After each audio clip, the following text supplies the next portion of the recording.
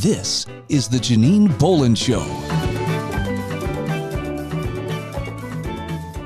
Hello, my fabulous listeners. Welcome to the Janine Bolon Show. And today we have just a little mix of a little zany and we have a whole lot of inspiration because I want you to buckle up. Today we are going to get a double dose of awesomeness. I have guest Deborah Drummond and her super talented son, Ocean Baker, with us today. Now, just in case you didn't know, Ocean is kind of a mastermind behind Natsukashii, he's going to pronounce it later on, Inc. He is a streetwear designer and artist who took his love for fashion when he was like doodling on his sneakers. Like, you know, we all kind of craft on our clothes, but like he was doodling on sneakers and designing his own ethically sourced streetwear. So imagine that you're a teen and you're crafting your own Nike inspired kicks. Yeah, that was Ocean. Ocean was that kind of kid. And now he's on a mission to share with the world his own unique style.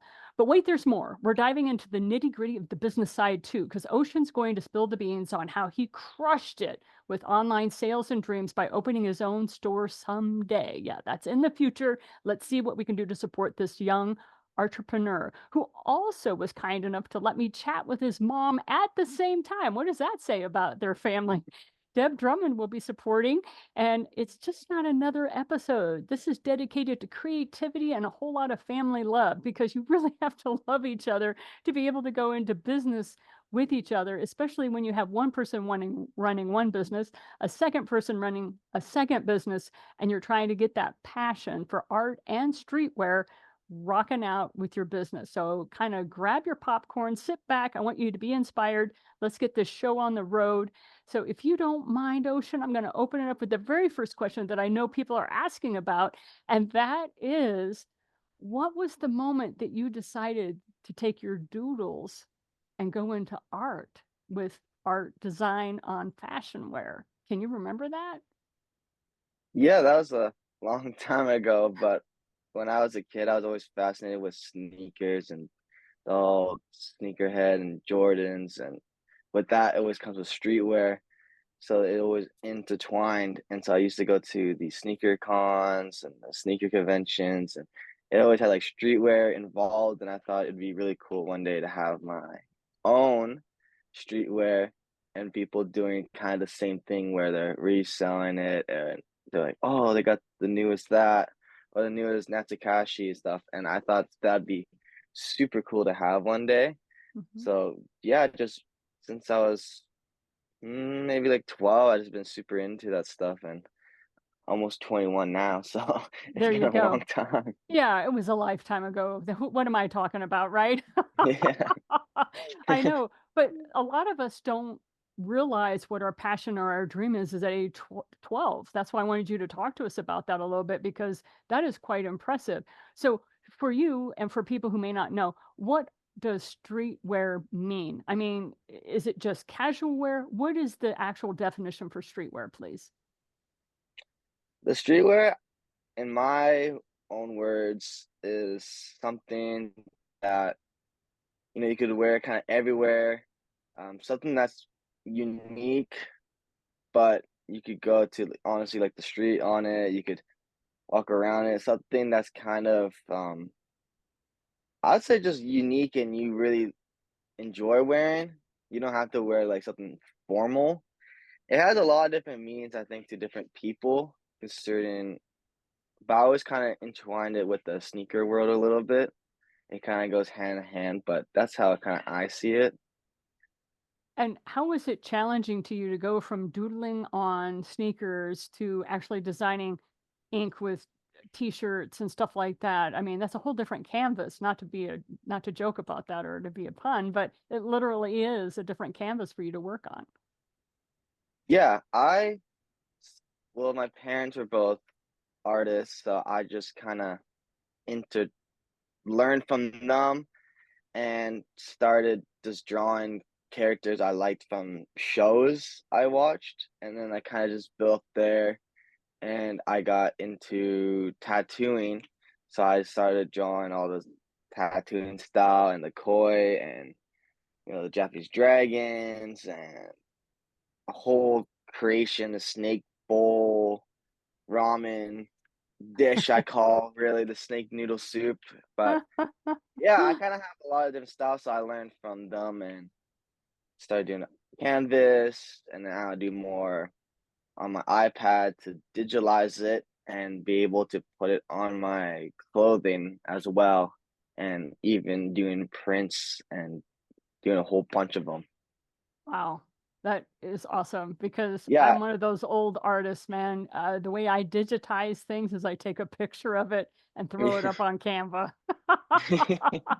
And I know there's a whole different way of doing it now. So thank you for teaching us and leading the way. Deb, if you don't mind, we're going to go over to you. So talk to us, Mom. What's it like going from watching this creative kid of 12 and watching him slowly evolve into this business savvy person, like this adult who's running around adulting 101 when other people are just barely out of college? So talk to us a little bit about that. Well, I think like parenting is a journey anyways, and then business is a journey, Amen, and sister. it's yeah, right. And then so it's interesting because we can mentor people, right? You know, Janine, we give advice, we mentor people, but those are people that we see for an hour, 2 hours, or hey, can I have an hour of your time or what have you? There's a fine dance between the investment of wanting your child to be healthy and happy and soulful. And then there's the investment of wanting their project to be successful for them. And where do you step in as a parent and where do you step in as a business advisor? I'm just going to tell you, I am so glad that I have some business advice behind me, because I'd be hiring someone like us, Janine, because it's multiplex. And the most important thing you want to savor is the relationship you have as family. And then, you know, the business elements that come in can be interesting at best. I think I saw his creativity when he was 10. Did I know he was going to turn into what he's doing now? I don't think you can foresee, particularly when it's art. You know, it could have been a phase. He was an incredible drummer. I had a drum kit in my living room, playing guitar. You know, a buddy of mine from a band came over and he was rocking it. And then literally he put that down and picked up a paintbrush. So sometimes we don't know if something's going to have the duration or not. But it was there, and then it continued to grow, and yeah, it's just been. What, like you said, it's a journey. Having homeschooled my 4 children, I definitely understand that. One of the questions that I had for you is, I know people would always say, oh, you know, that's so lovely that you want to homeschool your children. I'm like, no, it's totally self-serving. It's because I want to learn from them, right? I totally want to learn from them. So what are some key lessons that you learned about entrepreneurship from Ocean as you were watching him on his journey? Well, you know what I think is interesting is that when you watch somebody else, what might be important to you is may not be what's important to them. And what I was really, and I don't say this to toot his horn, I would say this to anyone, was that when I saw in him what has happened to myself and both yourself, right, is that the passion for the thing, you know, what it was the thing for Ocean, the passion to draw and to create overrode his not want to, not want to learn about the numbers the CFO was saying, not want to have to post on social media like this, not have to. So when you see the passion in someone override the things that were not necessarily like the most reason why you went into business, and how we do that, it's quite an interesting reflection, but it also inspired me to continue to support the business, because I saw that he was willing to do things to keep his passion alive. And that was interesting to observe. Cool. So back to you, Ocean, if you don't mind. One of the things I like is how you blend your local art in with these, you kind of tagged them as global influences. So if you don't mind saying the name of your company one more time for me, and then also telling me a little bit more about why the such strong Asian influence, if you don't mind sharing a little bit more about that. Yeah, so the company's name is called Natsukashii Ink. So well, I do some my artwork with my clothing line. That's why the ink part of it. And yeah, the name is just a name that me and mom thought of. It was unique enough that kind of stood out. We had a whole bunch of different names lied out on the floor, just thinking about something we could choose. So we didn't it wasn't like we had to choose an Asian base name. It's just we how it sounded unique, and it means like nostalgia and fond memories. So we thought at the end it was a unique and good meaning name for a clothing line. So it wasn't just there was a lot of other names we thought of, but that's the one we end up sticking with. Right? I remember those days where you would write out 100 names for something, and then you would have to cut down to your favorite 20. And I remember having that for when we were naming ships or stuff like that. My dad was in the Navy, and so I can remember those days. So just out of curiosity, though, tell me a little bit about any tips that you would offer, Ocean, to other young people who want to run a business with their family. I mean, you have any tips that you would recommend? I know it's kind of tough with mom sitting right there, but I was thinking. Oh, trust me, he'll tell you. Anyway, what are some recommendations that you would give a young person ages 13 to 17 that wants to strike out on their own? It's kind of a tough one. I mean, there's a couple you could think of, but I guess patience is key. Patience is key, and I guess listen to each other. I mean, sometimes mom and I get a little bit not agreeing on some things, so you gotta kind of appreciate what you have now, and then see. You gotta think a little bit in the future, but make sure you just see where you are right now and be patient with everything, and so try when not to get too flustered or anything like that. right, when you mention patience, and I hear that from a young man of 21, I know that that's not really a key virtue you're born with. Am I right on Yeah. that? So talk to me about how you exercise patience. How would you do that? I mean, I'm tested with patience pretty often, so I thought so. I thought so. That's why I'm like, dude, you are rocking it, but tell me how you do that.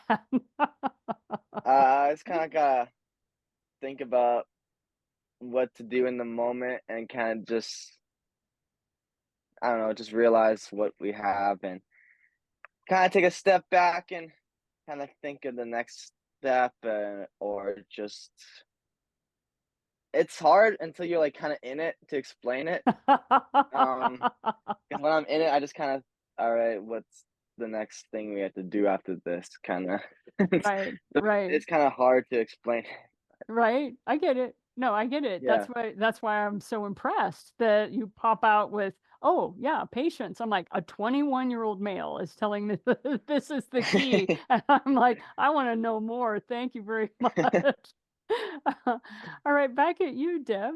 Give us some of your tips on a family-run business. What are some things that you've learned that you were like, okay, if you're going to do this with your, husband or child or what have you, what are some tips you would offer?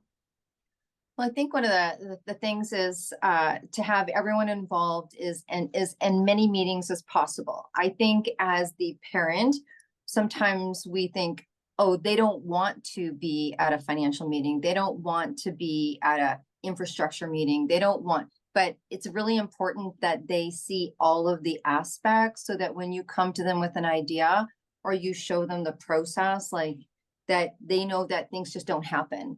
I think the best example I can give is that when I used to take Ocean when he was young, like, not now, but when I took Ocean when he was young, like 5 years old, 6 years old, 7 years old, 8 years old, we were going to go for dinner. I would actually take him to the bank machine, to the ATM and say, hey, mommy got paid from this client, I got paid for this, and they put the money in the bank and we're going to take out this $50 and go have dinner. And I would show him that transaction and actually teach him that it came from somewhere. Because I think in our world of, if you want to talk about digitized, sometimes everyone just think that things happen so quickly. And Ocean has watched what it takes to be at this trade show. This magazine had to be done. This organization had to be done. So when he sits on a staff meeting, he sees everything. And I think the best thing I can do for him is teach him how to fish, you know what I mean? Not just come to it. And that takes a level of maturity, or, you know, maybe that's where we've had some tough moments. He's like, I don't want to sit on that meeting. And I'm like, me neither, but here we are. You know what I mean? And he's like, okay. So his patience is probably like, I got to go. And he'll say to me, he'll text me like, I got to go. He's got a job, right? He's got a job. And, so I think just showing all of the aspects of the business, which takes double the time for me. So I have to be patient and go, okay, I already know how to do this, but I got to do that, because then it'll allow him to step on his own, you know, stand up on his own and make decisions. The other thing, oh, sorry, I had to bleep their technology. The other thing is, and you know, don't take this and use it on me, Ocean, but sometimes we're not right. Just because you're older and wiser doesn't mean you're always right. You have to realize that they are right in their own way, and you have to work with that. No, I agree. My favorite statement is, yes, you're right, but I'm happy. Sometimes, sometimes I throw that out there of, yeah, you're right, but if I did it your way with what you think is right, I wouldn't be happy. So I want to find a way that we can compromise so that I'm happy, but you're right, and we do it whatever way. So I'm going to wrap this up with a question to each of you. And Ocean, I'm going to talk to you first. And I know this is kind of a quirky question, but I'm known for my quirky questions. And I would love to know, if you could design a custom outfit for any celebrity, like, who would it be? And do you mind sharing with us what it might look like? Yeah, I there's two in my head. I think maybe one would be cool, would be Seth Rogen, because he's from Vancouver. And I could see him like honestly in anything. His style now is like he could kind of rock most things. Yeah, he can. So maybe like, you know, kind of like the sneaker, the Jordans, maybe like a whole baggy kind of outfit, more relaxed, kind of the style I have right now. Okay. Maybe even a couple of the hoodies that I sell right now or something like that would be super cool. And then I like doing that, but I also learned how to make clothing. So I like, you know, some more of the kind of going out dressy a little bit sometimes. So maybe even like Ryan Reynolds, another Vancouver actor. So that'd be cool for more of a like kind of designery, kind of more going out look. I think that'd be cool because they're both from Vancouver. And I'm from Vancouver, so obviously I like that.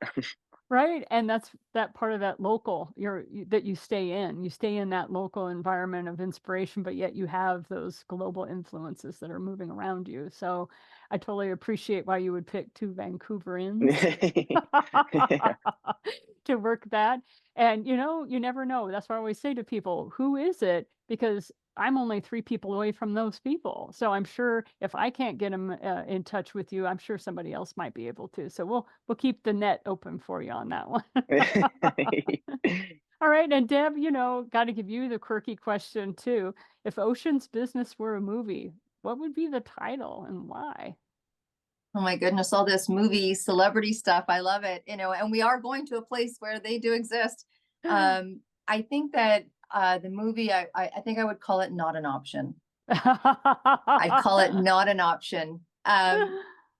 Because ever since he announced and ever since you see this, I mean, that's what creativity is, right? I think his business, it's not been an option. Like, Ocean needs to create. If you're a creator, you know, you just need to create. It's not an option. And every time you turn around, I'm getting a picture of, oh, look at this, and let's do this. And this creative part of him just wasn't an option. It was going to win, whether I said no or wait. I mean, honestly, he announced at 15 he wanted this business. He didn't launch till he was 19. He had to be patient because, you know, we just didn't like, oh, great, let's just build a business right now. So yeah, not an option, I think.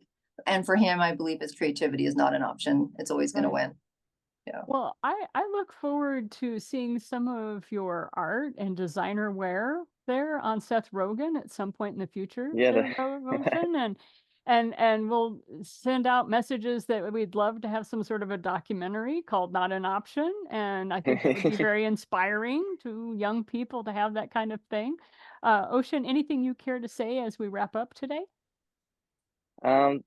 Thank you for letting us be on the podcast. And Oh, no problem. Yeah. yeah, also, if not for the listening people, but for the people watching, this is also one of my pieces. That's why I kind of have in the background. Okay. Yep. I have it hung up, so that's why I kind of have it in the background a little, so you could kind of see it. But the listening Wonderful. people can't see it, so And they for the have to folks, check it on the website. yeah, check it out on the website. And we have your links in the show notes. So those of you who are listening in on the Janine Bolon Show, thank you very much. Just dig down into those show notes and you'll be able to see them. And then, Deb, is there anything you'd like to wrap up with as we close out the show today? Well, I think I'd just like to wrap up that the journey of an entrepreneur is vast, and that if you are a momager or dadager out there, make sure that you take care of yourself, but also bask in this time. I have to say, I think it's a real honor to be asked by any family member to do something together, because I think that for that to happen, there has to already be a layer of trust, and that as long as that is always at the forefront, everything else can work around that. So I'm just really grateful again as Ocean to spend any time with you, Janine, because you're beautiful at what you do. And this was unforeseen. This was an unforeseen of my entrepreneurial and parental journey. So I'm just in for the ride. Right now it's strap in with your 5-point harness. It's going to be a ride, and that is what it has been. And so this is Janine Bolon with the Janine Bolon Show. I want to say thank you very much to Deb Drummond and to Ocean Baker for sharing their Artepreneurs journey with us, as well as the family business. If you are interested in entrepreneurship, I highly recommend you reach out to Deb. She has amazing time management tools that she has published, and she is a dear friend of mine. She supports my business. I support hers. And then if you need something unique and something slightly different, please reach out to Ocean Baker and see if he can't figure out something for you. Have a great day today, people. You know what our tagline is, and that is, keep your feet on the ground while you reach for those stars. Stay profitable. Talk to you later. Thank you for joining us on the Janine Bolon Show.